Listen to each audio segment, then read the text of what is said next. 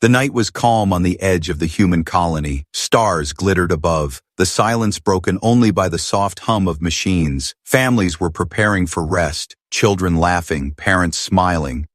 It was just another normal evening on the outer rim, or so they thought. Suddenly, alarms began to scream. Bright red lights flashed across the colony walls. Voices shouted in panic, mothers calling for their children, fathers running into the streets. Something was wrong, terribly wrong. From the northern horizon, strange shadows appeared. Sleek alien ships glided silently through the air. They were not ships of trade nor ships of peace. They moved like predators in the night, cold and merciless. The first screams came when the doors of houses burst open. Figures in armor stormed inside, pulling children from their beds. The little ones cried, clinging to their parents, but the intruders were strong. They dragged the children away, ignoring the desperate cries of their families. Within minutes, chaos consumed the colony. Parents fought with bare hands, throwing themselves at the armored aliens. But the invaders struck them down, leaving them broken and bleeding. Only the children were taken. Only the children mattered to them. High above, one ship's commander spoke coldly into a device. "The specimens are secured, extraction complete." The words were clinical, cruel, as if the children were nothing more than test subjects. With a flash of light, the ships vanished into the stars, leaving silence behind. The colony was left in ruins. Mothers screamed to the heavens. Fathers beat their fists into the ground. The loss was too heavy, the grief too raw, but grief quickly turned into something else, something darker. Rage. News of the abductions spread across human space. Every settlement, every ship, every world heard the same story. Children taken, families broken, sildi censoron. Hence from the aliens responsible, fear swept through the weak, but in the hearts of many burned a dangerous fire. At the central command on Earth, leaders gathered in secret. Screens flickered with images of the crying parents. Reports spoke of alien ships, advanced technology, unknown motives. But the one fact they all shared was simple. The children were gone. Among the commanders sat Admiral Kane. His face was hard, his eyes burning with quiet fury. He had served humanity for decades, seen wars, seen peace, but never had he witnessed something so unforgivable. "They did not just attack us," Kane said, his voice low. "They touched what we protect most, our children." The room fell silent, his words sinking deep into every soul. This is not war, this is a crime beyond forgiveness. Some spoke of diplomacy, some said to contact the Galactic Council to ask for justice, but Kane's fist slammed against the table, his voice sharp. "The Council will not help us, they never do. This is our fight." Meanwhile, far from Earth, the children were held inside a massive alien ship. The halls were cold, metallic, filled with a strange humming sound. Small cages lined the walls where frightened human faces looked out. They whispered to each other, trying to be brave, but fear was heavy in their voices. One child, a girl named Anna, no older than 8, held her brother's hand. Her eyes were filled with tears, but her voice was steady. "They think they can scare us, but they don't know us," she whispered. Her brother nodded, trying to believe her words. Alien scientists walked past the cages, studying the children with unblinking eyes. To them, humans were not people, only animals to be examined. They spoke in their strange tongue, clicking and hissing, but one word translated clearly: specimens. Back on Earth, Kane stood before the families. He saw their broken faces, their tears, their fury. He promised them what no leader had dared to promise before. "I swear on my life, we will bring them back, and those who dared to touch them will pay." The crowd erupted. Voices. The message from the colony reached Earth within hours. The cries of the parents, the screams of children being dragged away, the silence after the ships left. It was all recorded. Humanity had suffered attacks before, but never something so personal, so cruel. The whole world was watching, and the anger grew like a storm. At the United Earth Command, Admiral Kane stood with other leaders. They debated endlessly, their voices rising in the Great Hall. Some demanded war, some begged for caution, some still clung to hope that the Galactic Council might listen. Kane's eyes narrowed. He had seen this before. He had no faith in them, yet a delegation was sent. They traveled across the stars to the shining heart of the Galactic Council, a place where hundreds of alien species gathered, their voices echoing in endless debates. The chamber was massive, filled with light and banners of every world. To humans, it looked like justice, but Kane knew it was only a mask. The human representative stepped forward, his voice shaking but clear. "Our children have been taken," he said. "Families destroyed, lives shattered. You must act. You must help us." The aliens listened in silence, their eyes cold, their expressions unreadable. For a moment there was hope. Perhaps they would understand, perhaps they would care. But then the council speaker, a tall alien with shimmering skin, spoke. "Human grievances are noted," he said slowly, "but this is not a matter for the council." Gasps echoed from the human delegation, their faces pale. "Not a matter for the council." Those words burned like fire. The representative slammed his hand on the podium. "They are children, innocent lives stolen. Do you call that nothing?" But the speaker only raised his head higher. "Conflicts between younger species are unfortunate, but we cannot risk greater war. Accept your loss and move forward." The hall fell into whispers. Other species looked away, refusing to meet human eyes. Some felt shame, but none dared to speak. The council's judgment was final. They would not intervene. Back on Earth, the news was delivered. When the words, "accept your loss," spread, the reaction was explosive. Fury ignited in every city, every colony, every station. Protests shook the streets. Voices roared to the skies. "Bring them back! Bring them back!" Admiral Kane watched from his command center. He knew this moment would come. He knew the council would betray them, but now he saw the fire in humanity's eyes, the rage burning hotter than ever before. He whispered to himself, "They just made their biggest mistake." In the dark hangars of Earth's fleets, warships began to awaken, engines hummed, weapons came online, soldiers stood ready. For years, humanity had hidden its strength, pretending to be weak, pretending to obey. But now the mask would be thrown aside. One commander asked Kane quietly, "Do we wait for approval, sir?" Kane turned, his eyes hard, his voice like steel. "Approval? From who? From cowards? No. We act now." Meanwhile, on the alien ship where the children were held, fear spread among the captives. The little ones huddled together, whispering, trying to comfort each other. Alien guards watched with cold eyes, unaware of the storm coming for them. Anna, the brave girl, looked up at the stars through a small window. "They will come," she said softly. "They have to." One guard overheard her words and laughed.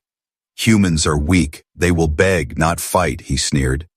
But deep down, even he felt unease. There was something in the children's eyes, something unbroken. Back on Earth, Kane stood before his officers.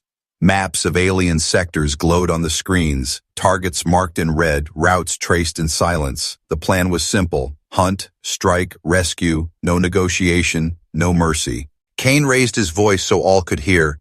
"They told us to accept our loss, to bow our heads, to forget our children." His hand clenched into a fist, his words thundered. "But we are human. We do not forget. We do not surrender. We fight."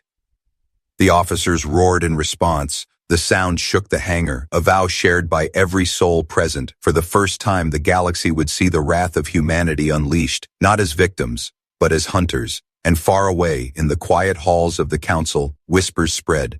Some wondered if they had gone too far, if they had awakened something dangerous.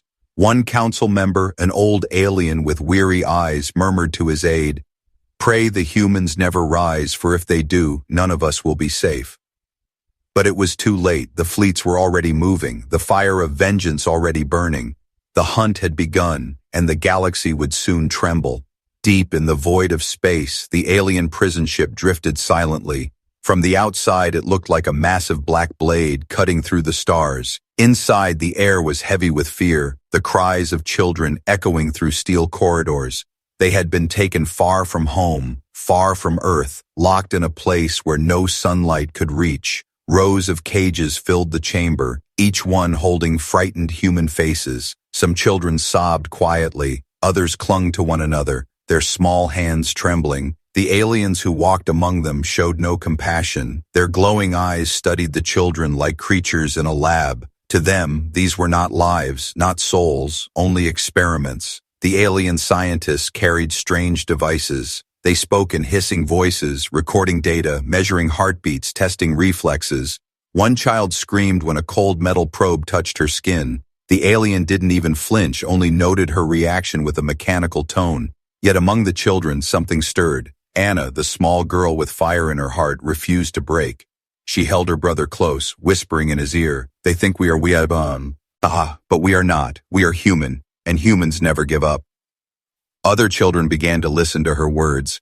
In the darkness, her courage spread like a spark. Even the youngest stopped crying, their eyes steadying with quiet resolve. The aliens noticed this change, confusion flickering across their cold faces. One guard sneered, tapping the bars of Anna's cage. "Little animal," he hissed, "your people will never find you. Your world will forget you." But Anna stared back with defiance, her small voice steady. "They will come for us, and when they do, you will be the one forgotten." The guard stepped back, unsettled by the certainty in her voice. He didn't know why, but for the first time, fear touched him. It was strange, terrifying. How could a child's words carry such weight? He turned away quickly, but her words echoed in his mind. In another chamber of the ship, alien officers met in silence. One scientist placed a report on the table. "These young ones are unlike the others we have studied," he said, his voice uneasy. "Their resilience is abnormal. Even under stress, they do not break."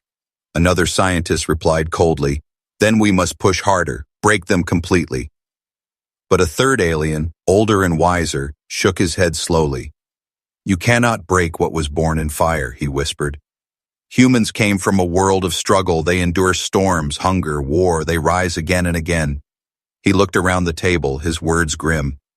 "If their adults are anything like their children, then we are already in danger."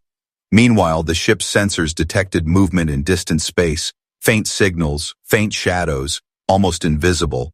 The officer dismissed them as random noise, but in truth it was the first sign of something approaching, the first hint of Earth's vengeance moving silently through the dark. Back in the cages, Anna and her brother whispered stories of Earth. She told him about the rivers, the forests, the blue skies. She told him about their parents, their love, and their strength. Every word kept hope alive. Every memory was a shield against despair. The alien prison ship drifted quietly, believing itself safe. Its halls echoed with the sounds of machines, the whispers of frightened children, the footsteps of guards. The aliens thought no one could reach them here, hidden deep in their territory. But they were wrong, terribly wrong, far beyond their sensors. A storm was coming. Admiral Kane's fleet moved in silence, engines running dark, signals masked. Dozens of human warships, sleek and deadly, glided through the void. Each one carried soldiers with burning eyes, each one ready to strike. On the bridge of the flagship Iron Will, Kane stood tall. His face was hard, his voice calm, but inside his heart thundered with rage. He stared at the glowing map of alien space, the red mark where the children were held. "They think we are weak," he said, his voice like steel. "Tonight, they will learn what humanity truly is." The fleet moved closer, closer. Alien outposts along the border barely had time to raise alarms before they were silenced. Missiles streaked through the darkness. Stations erupted in fire. No survivors, no warning sent, only silence left behind. Back on the prison ship, alien officers finally noticed strange readings. Their scanners flickered. Strange shadows appeared and vanished. One officer frowned, his voice tense. "Something is coming," he muttered, but his commander waved him off. "Humans cannot reach this deep. It is nothing." But then the stars lit up. Dozens of human warships dropped from faster-than-light travel, weapons blazing. The void was torn apart by fire and thunder. The prison ship shook as explosions thundered across its escort fleet. Alien soldiers shouted in panic. "Humans! Humans are here!" Their voices filled with disbelief and terror. They had expected weakness, begging diplomacy. Instead, they faced a storm of iron and fire. On the Iron Will, Kane gave his order, "Crush." Them, he said, and the fleet obeyed. Human warships moved with terrifying precision. Every shot hit, every strike cut deep. The first alien defense line was shattered in minutes. Inside the cages, the children heard the explosions. The walls trembled, the lights flickered. Fear turned into hope, their hearts racing. Anna's eyes widened. She grabbed her brother's hand. "They're here," she whispered.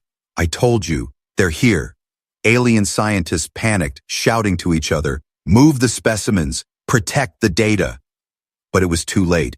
The doors of their labs shook under distant impacts. The wrath of humanity was at their doorstep. On the alien command bridge, their leaders shouted for reinforcements, but no help came. Every ship they called was already under fire, already burning. The galaxy had never seen humans fight like this. Cold, focused, merciless, Kane's voice echoed across the fleet. "They took our children. They thought we would bow. They thought we would break." His fist slammed against the console. His words thundered. "Show them who we are. Show them the wrath of Earth." Human ships surged forward, tearing through defenses. Boarding pods launched, slamming into the prison ship's hull. Soldiers in black armor stormed inside, weapons ready, eyes burning, every corridor filled with fire and fury. The hunters had become the hunted. Alien guards tried to hold the line, but they were no match for humanity's rage. Every strike was precise, every move unstoppable. The aliens fell one by one, disbelief still frozen on their faces. Back in the cages, the children heard new sounds, not alien voices, not cruel laughter, but the heavy boots of human soldiers, the crack of rifles, the shouts of warriors. "Secure the children, protect them at all costs." Anna pressed her face to the bars, tears streaming. "They came," she whispered again, her heart soaring. Her brother hugged her tightly, both shaking with relief. For the first time since their capture, they felt safe, but the battle was not over. In the command chamber of the prison ship, the alien leader stared at the chaos. His hands trembled, his voice broken. They came all this way, for children." He could not understand it. No other species would risk war for something so small, so innocent. One of his officers screamed in fear. "They are not like us. They are worse. They are relentless." The leader's eyes widened as realization struck him. "No," he whispered. "They are not worse. They are stronger." Outside, the void burned with fire. Human warships cut through alien fleets like knives through paper. The council watched from afar, their chambers filled with silence. Whispers spread among them, voices shaking. "What have we done? What have we unleashed?" And on the battlefield, Admiral Kane gave the order that shook the stars. "Bring our children home and leave nothing standing in our way." The wrath of humanity had awakened, and the galaxy would never be the same again. The prison ship burned in silence, its hull torn apart by human weapons. Smoke drifted into the void as human warships circled like predators. The children were safe now, hidden deep within armored transports. But Admiral Kane's eyes were not calm. His war was far from over. On the bridge of the Iron Will, his commanders reported the first victory. "Children secured, sir. Hostiles neutralized," the officer said. But Kane did not smile. His voice was sharp. "This is only the beginning. They dared to touch what is ours. Now we hunt them all." Across alien space, panic spread like wildfire. The news of the human strike echoed from system to system. Ships whispered warnings, colonies sealed their gates, but nothing could stop the storm already unleashed. Human fleets split into squadrons, each one assigned to track a target. Every base, every outpost connected to the kidnappers. Wherever the aliens hid, humanity followed. Their weapons were Sci-Fi. Our ship struck like lightning, silent, merciless, leaving ruins behind. On the council floor, chaos erupted. Ambassadors shouted over each other, their voices trembling. "They are unstoppable," one cried. "We told them to bow. Now they rise against us." But no one had the courage to send fleets to stop the humans. They all remembered the shattered defense lines, the fire that had consumed the prison ship. In the outer rim, alien generals tried to gather forces. They built massive defense grids, walls of fire to keep humanity away. But the humans were clever. They did not attack head-on. They slipped behind enemy lines, cutting supply routes, disabling communication. Every alien plan collapsed before it even began. One alien commander stared at his empty screens, his reinforcements gone, his allies destroyed. "Where are they?" he whispered. His aide answered with terror in his voice. "Everywhere, sir, they are everywhere." Meanwhile, the rescued children traveled back toward Earth. Soldiers guarded them with their lives, refusing to rest. Anna sat by the window of the ship, staring at the stars. She whispered softly, "They came for us. They will never stop until it's over." Her words carried weight beyond her age. Even the soldiers listened, nodding in silence. Back in alien space, the hunt grew fiercer. Entire fleets vanished overnight, destroyed without warning. Alien leaders trembled as reports piled higher. Human strike teams on Colony Delta, Research Base Omega destroyed, Outpost Gamma silent. Every report ended the same way, no survivors. The galaxy had never seen war like this. Other species fought for resources, for land, for pride. But humanity fought for something else. They fought for their children, and that made them unstoppable. On the Iron Will, Kane addressed his officers, his voice calm but filled with fury. "They thought we would beg for me. Ursi, they thought we would bow. But every ship they lose, every base we burn, is a message." He leaned forward, his eyes burning. "The message is simple. Touch humanity's children, and your stars will turn to ash." In the alien capital, fear gripped even the most powerful. One senator whispered to another, "They are only one species, yet they move like an empire." The other shook his head slowly. "No, not like an empire, like a storm. Nothing stands in their way." Among the human fleets, soldiers spoke of their mission with pride. They were not just rescuing the children, they were rewriting the galaxy's balance. Each victory sent shockwaves across the stars. Each strike made humanity's name echo louder and louder. On a dying alien station, the last surviving officer crawled through smoke. His comm crackled with static, but one voice came through clearly. A human soldier leaned over him, cold eyes behind his visor. "Tell them," the soldier said, his voice calm as steel. "Tell them humanity is coming, and nothing will save them." The officer trembled, the words burning into his mind. As the humans left, the station collapsed in flames. The message spread faster than fire, from world to world, from fleet to fleet. The humans were hunting, and no one could hide. In the distance, stars burned brighter. As if watching the storm unfold, the galaxy had laughed at Earth once, calling them small, calling them weak. But now, every race whispered the same fear. If this is how they fight for their children, what will they do if truly threatened? And Admiral Kane, standing on his bridge, spoke the words that sealed the galaxy's fate. "We will not stop, not until every last one of them pays." The hunt across stars continued, and with every passing day, the wrath of humanity grew stronger. The galaxy trembled, knowing it had awakened something it could never control. The galaxy was burning under humanity's relentless hunt. Every outpost, every lab, every hidden base tied to the kidnappers had fallen, but here was one fortress left, deep in alien space, a stronghold so vast and heavily guarded that the enemy believed no force could ever breach it. It was there the last group of stolen human children were held, locked inside cold chambers, guarded by soldiers and machines. Alien commanders boasted that it was unbreakable. They laughed at the thought of humans daring to attack. But Admiral Kane was already coming. The human fleet gathered in silence. Dozens of warships, carriers, and stealth frigates hovered like shadows near the system's edge. On the bridge of the Iron Will, Kane studied the fortress on his tactical screen. His eyes burned with fury, but his voice was calm. "This is where they think they are safe," he said. "This is where we break them." Inside the fortress, the children whispered to each other. Anna held her brother's hand tightly, her voice steady despite her fear. "They came for us before. They will come again," she said. Her words gave strength to the others. Even in the darkest halls, hope refused to die. The aliens grew restless. Reports of destroyed fleets filled their comms. Their leaders shouted for reinforcements, but none arrived. Humanity had cut their networks, their supplies, their allies. They were isolated, and they knew it.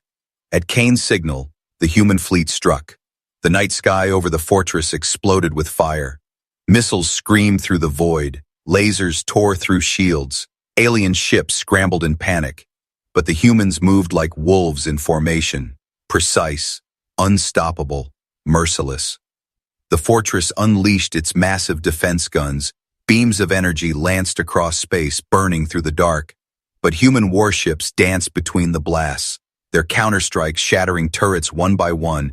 Every explosion lit the system like thunder in the night. The fortress trembled, cracks spreading through its armor. Then came the boarding assault. Swarms of dropships roared toward the fortress walls. Human soldiers in black armor smashed through defenses.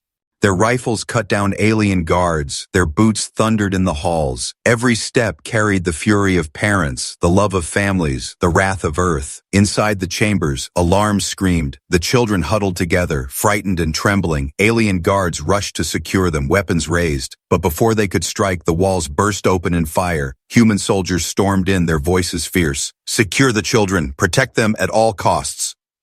Anna's eyes widened, tears streaming as she saw the helmets of her rescuers. Her small hands reached out, trembling but full of hope. "They came," she whispered. "They really came." A soldier knelt before her, his voice gentle behind the mask. "We told you we would. We never leave our own." Chaos raged outside. The fortress corridors echoed with gunfire and screams. Aliens fought desperately. But for every soldier they cut down, 10 more humans pressed forward. No wall could stop them. No weapon could slow them. The fury of humanity tore through everything in its path. In the command chamber, the alien leader stared at his collapsing fortress. His aides begged him to flee, but he shook his head in despair, his voice trembling. They came for children. They came through fire and death for children. His words were filled with disbelief. No species had ever fought with such madness, with such love. Back in the rescue chambers, the children were herded out safely. Soldiers formed protective walls around them, carrying the youngest in their arms. Every child was accounted for, every life guarded as if it were the most precious treasure. Anna looked up at the soldier carrying her brother. She whispered, "Thank you." And he only nodded, his eyes burning with silent promise. Admiral Kane's voice thundered through the comms. "Children secured, fortress falling, finish this." The humans unleashed their final strike, Miss. Missiles and plasma fire rained down on the alien stronghold. Walls crumbled, towers collapsed, fire devoured the sky. The so-called unbreakable fortress was reduced to dust. Silence followed. Only the hum of human ships remained, carrying the rescued children back to safety. The soldiers cheered, their voices echoing with pride and fury. But Kane did not smile, his face still hard. "This was not just a rescue," he said, his voice cold. "This was a warning." Across the galaxy, every species heard the news. The humans had taken back their children, destroyed the enemy's greatest stronghold, and with it shattered the illusion of human weakness. Fear spread through the stars. If humanity would go this far for children, what would they do if their survival itself was threatened? The rescue was complete, but the storm was not over. The wrath of humanity still burned, and soon the galaxy would face their final warning. The rescue was complete. Every child had been returned, every fortress of the kidnappers burned to ash. But Admiral Kane knew this war was not just about one crime, it was about respect, about survival, about showing the galaxy a truth they had ignored. The fleet carried the children home. Soldiers guarded them as if guarding treasure. Families wept with joy as the young were reunited.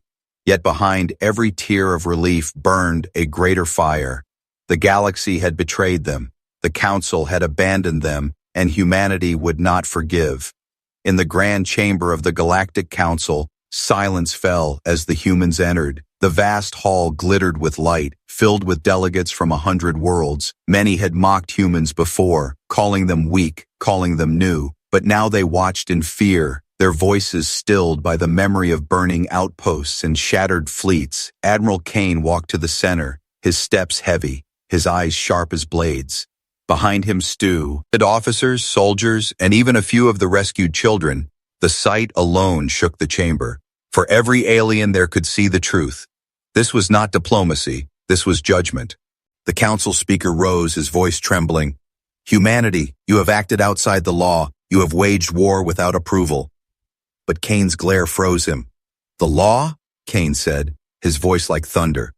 "Where was your law when our children were stolen, when their screams echoed across space?"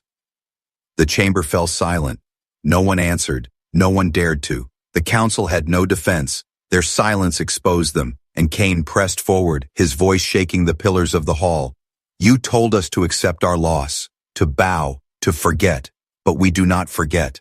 We do not bow. He turned, his gaze sweeping across every delegate. We fought not for conquest, not for greed, not for pride. We fought for our children, for the future of our people. He raised his fist high, his words cutting like blades. And if any of you ever dare touch what is ours again, you will face more than war. You will face extinction.